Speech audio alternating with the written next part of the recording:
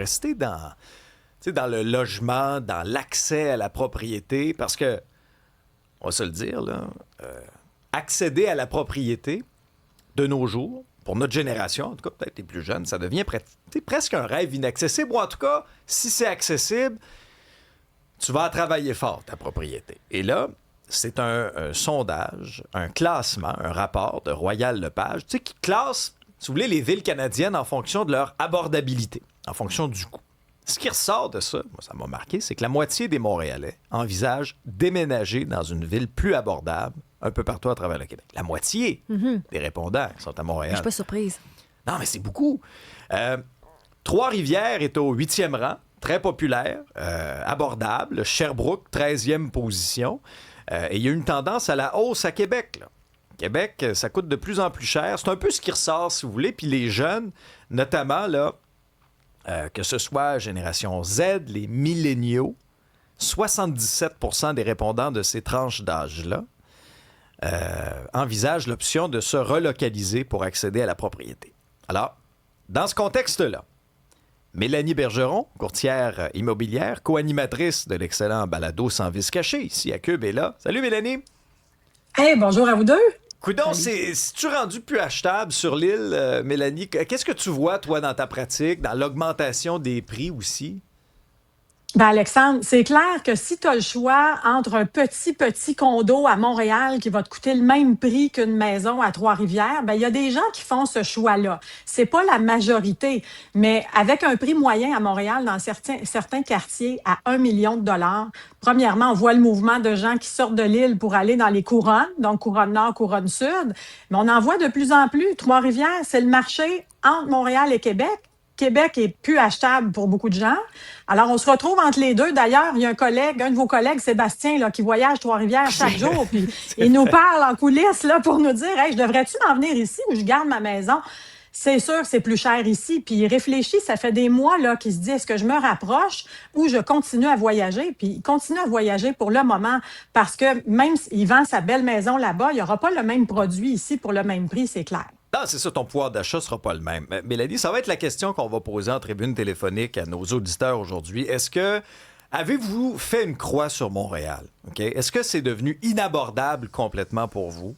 Avez-vous changé vos plans sur l'aspect financier, Isabelle? 187 Cube Radio, 1877-827-2346 pour nous joindre par texto, par téléphone. C'est l'excellente Jess qui vous répond avec le sourire à part ça. Ben oui. Mélanie, donne-nous un peu un aperçu, là, que ce soit dans le marché du condominium, que ce soit au niveau du marché de la maison unifamiliale. On en est où, là, à peu près, là, disons, dans la moyenne actuelle à Montréal? Oui, si on pense au prix moyen à Montréal, on parle d'à peu près 645 à 800 000 dollars pour une unifamiliale, mais ça dépend des secteurs. Hein. On le sait, si tu vas dans l'est de Montréal, Pointe-aux-Trembles, c'est moins cher, on s'entend. Tu es plus loin des transports en commun, tu es à l'extrémité de l'île. Il y a moyen d'acheter quelque chose quand même dans cette fourchette de prix-là. C'est sûr que si tu vas acheter à Outremont, oublie ça, là, on dépasse le million. Alors, il y a des disparités selon les quartiers. Les condos, si on parle, exemple, au centre-ville de Montréal, ben là, il y a peut-être des opportunités par contre. Il faut vérifier. Si ça vous intéresse, il y a un surplus d'inventaire, ce qu'on n'a pas vu depuis longtemps.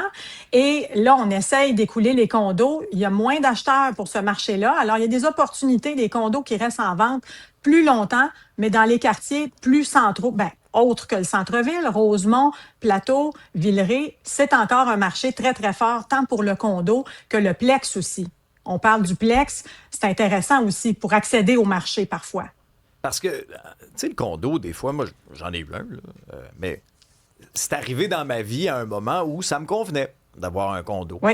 Mais des fois, bon, tes besoins changent, la famille s'agrandit, peu importe, pour toutes sortes de raisons, tu veux une cour, tu veux profiter. À ce moment-là, des fois, pour les familles, cette option-là, ça se fait, mais des fois, ça devient plus difficile. C'est ça, il faut que tu sacrifies d'autres choses. Hein? Moi, tu sais que surtout avec le télétravail, là, on parle beaucoup de cet enjeu-là encore, même depuis la pandémie. Moi, j'ai vu des gens habiter dans un condo à Montréal, mais là, à un moment donné, quand les deux sont en télétravail dans la salle à manger, ils ont 2 chambres, une pour le bébé, leur chambre, puis on travaille les deux sur la table, ça fonctionne pas, là. Soit qu'ils vont se séparer à un moment donné, ou bien faut déménager, trouver plus d'espace. Puis c'est ça qu'on voit, cette mouvance-là. Puis en allant dans les régions, moins cher. Sherbrooke, il y a beaucoup de gens qui choisissent, on n'a pas parlé de Sherbrooke encore, mais le prix moyen à Sherbrooke d'une unifamiliale, c'est entre 470 et 490 000 là, dans certains secteurs. Moins Évidemment, vrai pour il y a des Magog, extrêmes. hein? Ah, Magog, ben oui, surtout si tu vas au bord du lac. Ouais, Ça, ben c'est là, clair que Ça, t'en as c'est- à plusieurs millions. C'est pas la maison familiale, Isabelle. Hein? Non, pas Tu sais, on trop, hein. s'entend que c'est... Pas live. Juste de le regarder, ça coûte de quoi. Il y a des gens qui répondent sur la messagerie.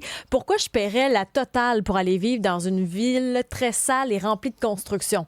Donc, visiblement, Montréal ne plaît pas sur la messagerie. C'est problème réputationnel, hein, pour Montréal, les nids de poules, les... Ce qu'on observe, parce que je ne sais pas si vous l'avez observé aussi, mais pour Trois-Rivières, par exemple, à la pandémie, il y a beaucoup de Montréalais qui sont allés s'installer. Puis le problème avec ça, c'est qu'ils arrivaient avec les prix montréalais. Donc, ça a fait exploser les prix du marché trifluvien.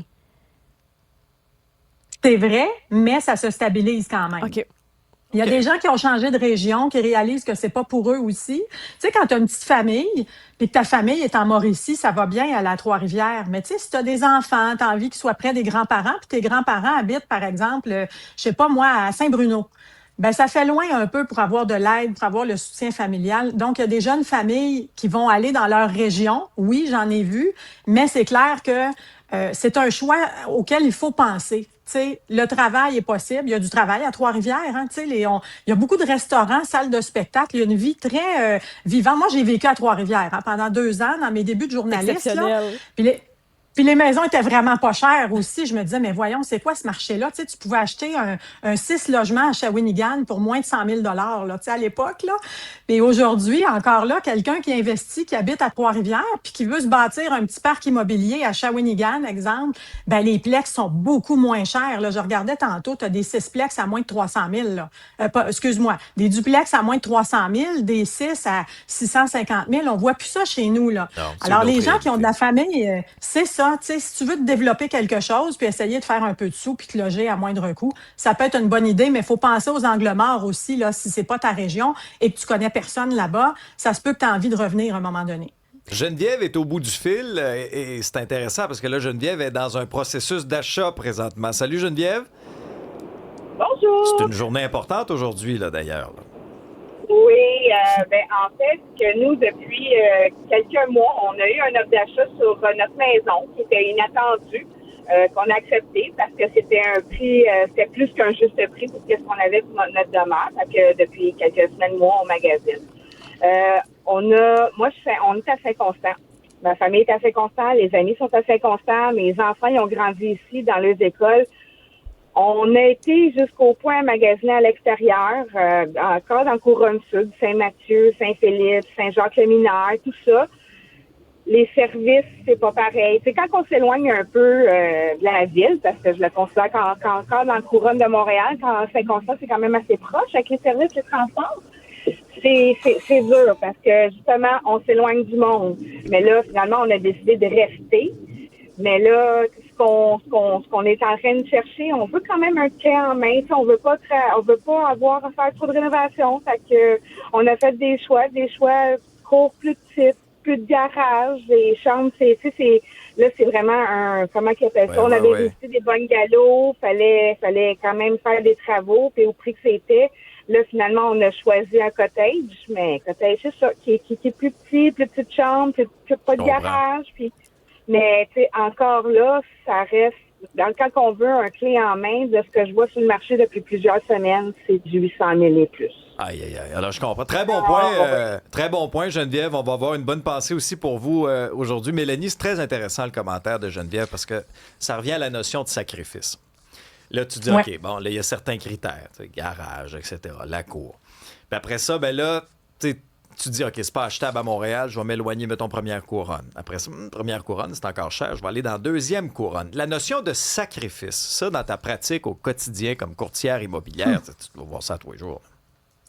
Ben oui, puis tu sais, la notion de sacrifice aujourd'hui est beaucoup moins là. Tu sais, moi, je dis souvent aux jeunes acheteurs, s'il y en a qui nous écoutent, là, attention, tu sais, vous pourriez acheter une maison des années 70 qui n'a pas été rénovée, mais qui est impeccable. Tu sais, la dame qui habitait là depuis 50 ans, elle faisait son ménage de façon, tu sais, impeccable. Elle rénovait ce qu'il fallait au minimum, mais ta cuisine n'est pas au goût du jour. Ta salle de bain, il y a un bain rose dedans. C'est pas grave, endure-le. Endure-le, puis à un moment donné, tu feras des rénaux. Mais cette notion-là de sacrifice aujourd'hui pour être bien positionné, on la voit pas tant que ça, mais je pense qu'il y a un retour à ça. C'est pas grave si ta cuisine n'est pas Pinterest, puis que t'as pas un comptoir de quartz. Moi, c'est ça que j'essaie de véhiculer. Si tu veux rester en banlieue, OK, ben trouve-toi quelque chose de moins cher à rénover, puis apprends à rénover. La notion de travail manuel est beaucoup moins transmise aujourd'hui qu'il y a peut-être 25 ans. Tu sais, le beau-père qui venait t'aider à changer ta toilette ou peu importe, là, tu sais, on le voit plus. On dirait que les gens ne prennent plus le temps. Et ça, c'est une des notions de sacrifice que tu peux faire pour te permettre une propriété dans un quartier que tu recherches. Sinon, ben écoute, tu vis avec ce que tu as, là. Tu sais, si tu veux quelque chose de rénové, mais que tu n'as pas le budget, ça se peut que tu doives aller plus loin. Mais personnellement, moi, puis je vois ça aussi beaucoup. Je vais soulever un petit point, là. J'avais une famille qui venait de Turquie, qui a acheté une maison qu'on vendait à Laval. OK? Personne ne la voulait, cette maison-là. Elle n'était pas rénovée, le typique maison avec le bain rose, là, tu sais. Et puis, le père de famille voulait donner accès à la propriété de sa fille. Eux autres, ils avaient immigré de Turquie, ça fait peut-être 15 ans. Donc, la notion de sacrifice, eux autres, ils l'ont. Pas à peu près, là. Il dit, moi, j'achète la maison avec ma fille pour qu'elle puisse se loger. On va repeindre le rez-de-chaussée. Le sous-sol, il y avait du tapis, des murs en préfini. Puis, tu sais, bon. Il dit, mais c'est pas grave, le sous-sol. Un jour, elle sera rendue là. Elle va l'améliorer, mais elle est logée. Alors, c'est le seul qui a fait une promesse d'achat alors que tout le monde a reculé. Ah, il n'y a pas de... C'est pas rénové. Alors, la notion de sacrifice est très importante pour accéder à la propriété. Et que c'est un point de départ. Mélanie Bergeron, courtière immobilière, co-animatrice du balado Sans vice caché ici à Cube. Merci, Mélanie. Hey, merci à vous. Bonne journée. À la prochaine.